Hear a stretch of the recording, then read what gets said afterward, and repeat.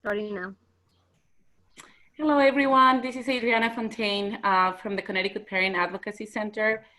We are here today to talk about issues that we might be facing in this pandemic with our children and learning at home. I want to tell you a little bit about who we are. We are the Connecticut Parent Advocacy Center. We are the Parent Training Information Center for the state of Connecticut. And I want to remind everyone that by law, every state must have one. We are a nonprofit organization. We offer information, support, guidance to families of children with any disability or chronic illness ages birth through 26. Cpac is staffed by parents of children with disabilities, and we understand, we have firsthand knowledge about special education law, and we have faced, because we have been involved in our children's education. We want to talk to you about Family Connections program. Cpac has several programs. One of them is Family Connections, and this one is dedicated for parents whose children are enrolled in birth to 3, who are receiving services in this moment remotely from birth to 3 providers. So let me introduce ourselves. My name is Adriana Fontaine, as I mentioned earlier. I'm the Family Connections and the Pre-K Path program coordinator. And with us is Kiomari, Lisa, and Leona. Kiomari, do you want to introduce yourself? Hi, my name is Kio for short, and I'm a parent consultant through Cpac.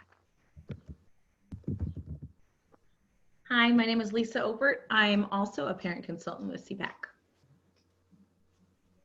My name is Leona Domchek. I'm also a parent consultant for Cpac. I'm also the vice chair of the ICC Birth to 3 Advisory Board. And I also work with families that have Down syndrome. Excellent. So as I was saying before, Family Connections is a program. We work closely with birth to 3 to provide families the utmost care and support and encouragement. We offer technical assistance from our Family Connections staff and also from Cpac staff. We have a parent mentor support group via Facebook, and we are offering in the future, in the fall, Charting the Life Course framework for families with young children with complex healthcare needs who require a more in-depth support and planning. So that's basically what Family Connections does, and we are very happy to provide this support. We understand that right now we are going through unprecedented times, and we all need to accommodate how we are receiving support, and so we are here. Our mission is to help you parents to be the most effective advocates for your children. And so today I want to talk about what you might be needing at home, what things you might be needing from us at Cpac and for Family Connections staff. So I wanted to start the conversation by asking some questions. So the first one is, what do you feel is the biggest concern that you guys are having at home with remote early intervention or with learning in distance learning? So does anyone want to answer the question? I can answer that one. So for us, we have our youngest son is named Milo. He is 5 years old. So he was just aged out of birth to 3 2 short years ago. He's currently in a preschool program through our public schools. And the distant learning has been very difficult for him. He is unable to sit in front of a screen. He's unable to interact with people on a screen. So we've had to do distant learning very different, much more grown up, I think, than was anticipated for him. So it's been a lot of mom created activities and dad created activities. So distance learning has definitely been a struggle for him and all of us. Yeah. Okay, what do you find that is more useful for him? Or do you find that there are certain times during the day that might work with his age, you know what I mean, with his attention? Well, I think, so when we were talking through with our school district, we were trying to keep a really open line of communication between them. And we really shared how, you know, these things that are being presented on the computer are not working for him. What we requested is, can you give us ways to help implement all the skills that he's learned at school to our everyday life? So giving us much more functional activities as opposed to, you know, we do some paperwork like him writing his name, his first and last name, and things like that. We do those things. But in addition to those, things that he won't regress socially, things that he won't regress behaviorally, the routines of a classroom. We asked for more details about support that way, so much more functional. So every day we bake something at this point because we take turns. Every day we play a certain number of games. Every day we do counting games. So I asked for a lot more of that play interactive support, because as much as I can do it, I also have 3 other children that are getting homeschool, or not homeschool, distant learning as well. So I want to be able to make sure that I'm giving everybody, you know, an equal share. So that's been really actually wonderful. Absolutely, that's wonderful. And I feel that it's important that you're including his learning throughout the day. So he is reinforcing all the skills in a day-by-day basis. Have you noticed any regression as far as, and I think this is a very important question for our families in terms of behaviors. Family Connections have children who may have developmental delays, emotional and social issues that affect their interaction with others. Have you noticed any difference with your children? And I'm asking all of you, and you, Lisa, since you have Milo, if you have noticed any regression as far as behaviors. Oh my goodness, yes. It's been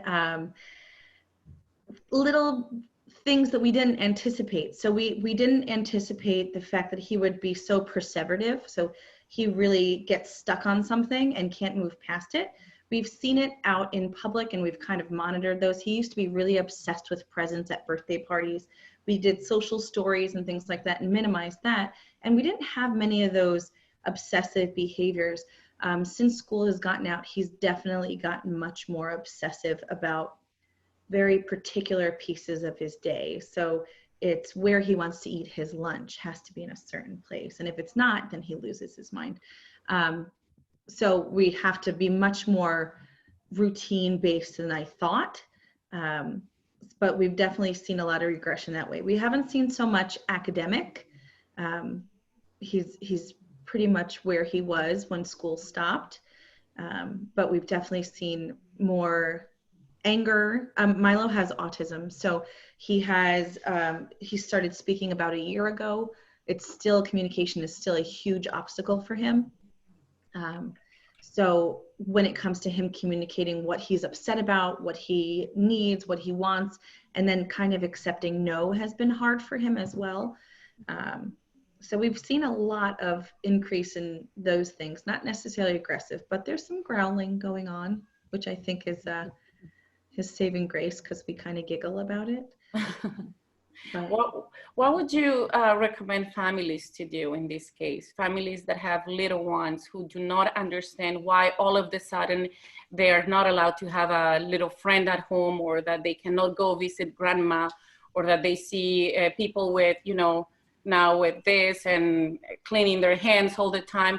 Like, how do we approach this situation with young children? And I want to pick your brains as to how we can tell parents to approach their little ones to talk about this complicated issue that we are facing. Or have you had that conversation with Milo? Has he asked any questions? Oh, sorry, I was thought maybe we were going to somebody else. So Milo loves being at home. So he is not a fan of leaving our house. So he's been okay with that.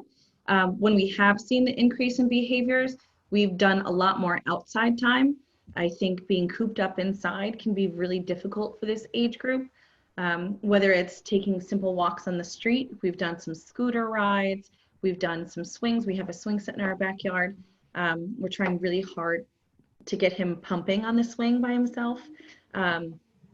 Lots more chasing, like trying to get this energy out, because I think they're not understanding why we're stuck in the house. My older ones, I can say, listen, there's a lot going on. We have to be extra cautious. We have to keep ourselves, away from people, just to kind of maintain our health and other people's health. But for Milo, it's really been more difficult. So we really use kind of the physical interaction with him to kind of lessen those things. I think that's been a success. How about you, Keo? What have you experienced at home? So I don't have one as young as Milo, but my youngest is 8. I think showing him the calendar has been helpful, like so that he still has some normalcy in the routine. Because I know during circle time they kind of go over like what's the day of the week and what are we gonna do for today. And there's certain things that they would do on certain days. So trying to keep some of that in the forefront of like, this is what we're gonna do today. His teacher has been really good at sending us, he's a little older, but sending us a schedule of his group. So his group is fishes. No, sorry, birds. And they have like amphibians, they have birds. I can't think what the other ones, mammals. I can't think what the other ones were. So he looks for birds, and he knows that birds on Monday at 9 o'clock have a call. Birds have, no, excuse me, all the kids at 9 o'clock have a call, and then birds have a separate call because he's in a guided reading group, because he's on a 504. That's at 10 o'clock. And then it's also Wednesday, and then Friday they meet again for circle. And then he has, he gets tiered instruction as well. So he's also getting a separate call from another teacher, and hers is Friday mornings at 10. So really keeping a schedule and showing him like, these are your calls. This is when you're going to meet with your teacher. Because he's using Google Classroom, she sends little alerts, so we know what to do. So he's working on Lexia. He's working on Raz Kids. He's doing another program called iExcel. On my own, I signed him up for Duolingo, and that's for the little ones too. It doesn't have to be older kids. Even the young ones could start learning Spanish because they make it based on age range. And he is using, what's the other one? Lexia, iExcel, Raz Kids, Duolingo. So he's using 4 different platforms to do work. I have to do a lot of the typing for him, but he's getting more familiar with using the Google Meets to have his classes, and he looks forward to seeing his friends. I think when that started, that became more helpful, and it became more real to him. Like, I could still see my friends. I could still see my teacher. He tells me every day that he hates the virus, that he hates COVID every single day. I hear how much he doesn't like it and he hates it and he wants to go to school. But the fighting has, I would say in the last week, fighting to go to school has lessened, but not like he's okay with it. More like, I don't have a choice. So kind of resigned for now that he has to go to school. But at the beginning, he was really fighting. What he's struggling is to keep up with the pace of the online work. That's a challenge, and that's where I'll see resistance, because it seems like it's a lot online, and to expect him, and he just turned 8 on April 3rd, so really a brand new 8-year-old to sit in front of the computer and use skills that he had never used. So he goes to a Montessori school. It's a charter school. They didn't use computers. Really, what they did, a lot of the work was hands-on and using manipulatives and materials, Montessori materials for learning. So this has been huge. They never got homework. So this is another huge thing for him. Now he has to do homework. And it's all day pretty much. So we try to space it out because I do know it's too much. But then that in between time, and then to get him to do work again is where I'll see some of the resistance, because it's like, I just had a good time and now you're going to stop me, and I'm home, and schoolwork is schoolwork. I'm not supposed to do that at home. So that mind shift, it's still a struggle. I will say it's still a struggle, but I think showing him the calendar, reminding him, the fact that he does have constant communication with the teacher and another teacher. The social worker, she actually calls once a week, and she meets with him, his 11-year-old brother, and they have a little session together, and she's going to start incorporating other kids that could benefit, because he struggles with no. He's not a fan of no. And he's completely dysregulated with no. So those are our challenges with distant learning. It is challenging. It can be frustrating. We are all trying to adapt. And I think when you talk about early intervention, and we have our kids are a little bit older, but when we put it in terms of families who have little ones, ages like 2.5 and 3.5, who are not used to using the technology, I can only imagine what challenges they might be facing, trying to get the child to learn through play, through an app, through whatever they have, while encountering some of the behaviors that that I'm sure they are exhibiting. So that brings me to my next point, and it's to promote or to put out the seed about the training that Cpac has. And I know all of you have conducted this wonderful training. It's Understanding Challenging Behavior. Who would like to tell us a little bit about the training and how families would benefit from it? Leona, you want to talk? Leona. No, I'm good. Keo, go ahead. You did it last. I'll let you do it. Voluntold, no. Or all of you guys can contribute. So it really helps look at the child having a need not being met, the child having a problem not being a problem, and trying to help figure out what's going on. What is a child trying to communicate to us that isn't obvious? They may not have the language. They may have some words. They may not be able to even, use gestures quite consistent and reliable. So it's really trying to help the parent look at more than just the behavior, really trying to get deeper into what's going on, what's causing this, and helping parents shift their idea of thinking, what is wrong with this kid, to it needs to be met. We're not meeting his needs. Instead of attention seeking, he's support seeking, and really trying to help parents look at it from a positive lens instead of thinking, I can't support my kid. I don't know how to support my kid. I don't know what's going on. He's yelling, he's screaming, he's biting. And that's all communicating, right? Something to us. We just can't always figure that out. Great. Thank you, Keo. So the idea is that we will present this training for our families in the program Family Connections at some point. That's one topic that I feel appropriate for them. The other thought that I was having is the importance of self-care. And I think this is something that we're not good at it. Parents who have children with developmental delays and with disabilities, we're not the best at taking care of ourselves, because the needs of our children are always going to be the priority, right? So, we have to help parents, especially right now that parenting is 24/7. Isolation is a component. We're all stuck at home. So how do we do to keep ourselves well, and how do we check our feelings and our emotions, and what resources are available to help families, right? So that's another thought that I had. And the last one that I was thinking was tips to help families prepare for remote early intervention. We know that Birth to 3 is providing successfully remote early intervention. They are open for business. They are accepting new referrals, and they have been very successful. So it's a matter of letting families know what to expect at an early intervention session that's not going to be one-on-one, face-to-face, and how to get the most out of it. So what do you guys think about that? I think it's needed. I think they're all really strong topics and things that are relevant to all of us right now. Excellent. So what I will do is after this Zoom call ends, I'm gonna do a little poll on Facebook, and I apologize.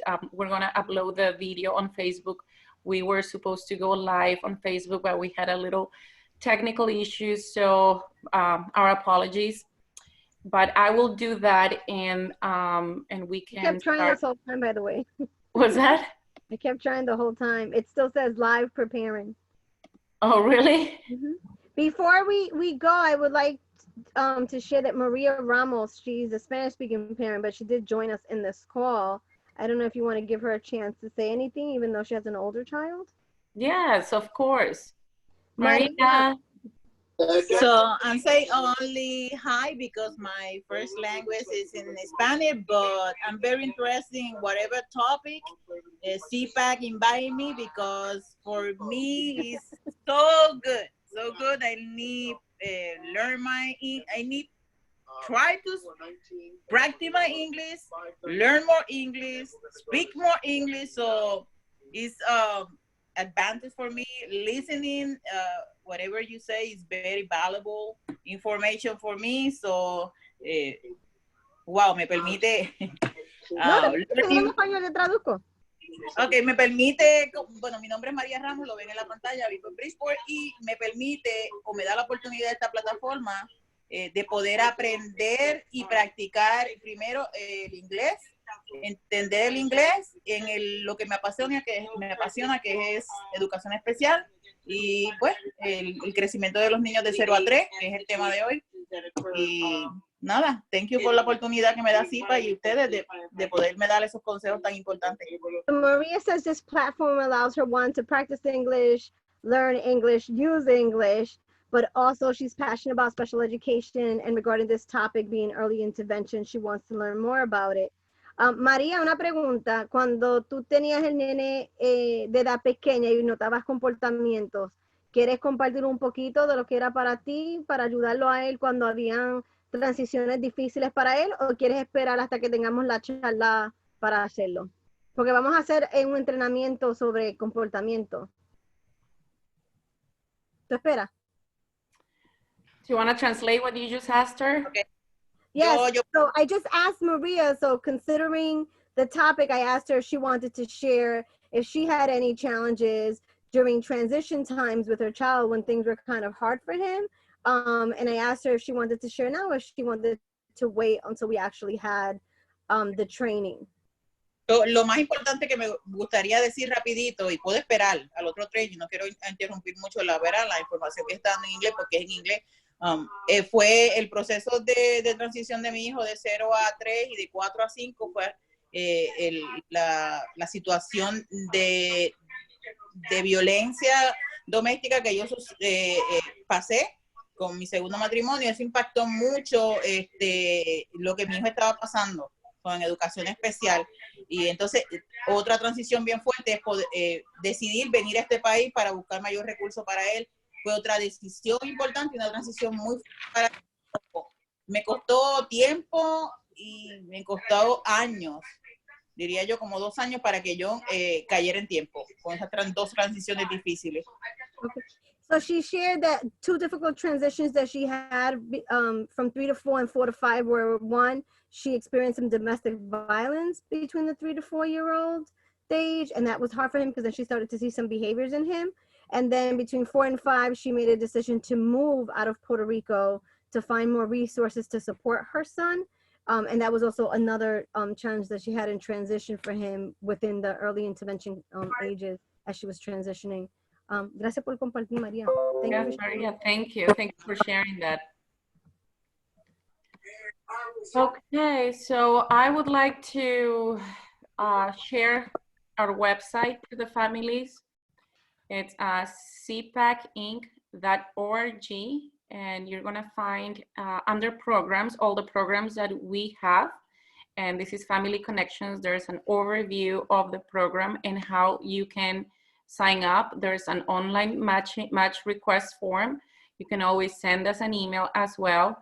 As I said, we have parent mentors who are also Cpac staff who are available to answer any questions that you have. Is there any other program, ladies, that you feel that I should talk about at this moment? I would just say on our Facebook page, we do have that separate resources, and they're constantly updating. That would be a good resource for families to know as well. Okay, and that's here? It's in our Facebook page, Cpac. They have the new one that started as a result of this whole Oh, COVID. no, that's mine. Oh, no, this is it. Yes, it is this one. Okay, my apologies. I thought that was my personal Facebook. No. Okay, so this is our General Connecticut Parent Advocacy Center. So if We- you scroll down, go to groups, and then they'll be able to, on the left-hand side, and then they'll be able to see CPAC resources and The support. third one. Yep. Okay, so these are all the groups that Cpac has for families. This is the latest one, is Cpac resources and support. In this group, you will find resources that are very timely for this pandemic that we are facing, as you can see. So we welcome families. And that's it for today. So ladies, thank you so much. Lisa, Leona, Kiomari, Maria, thank you for participating, and let's stay connected. Thank you. Have a great night. Thanks. Have a good one. Bye-bye, everyone.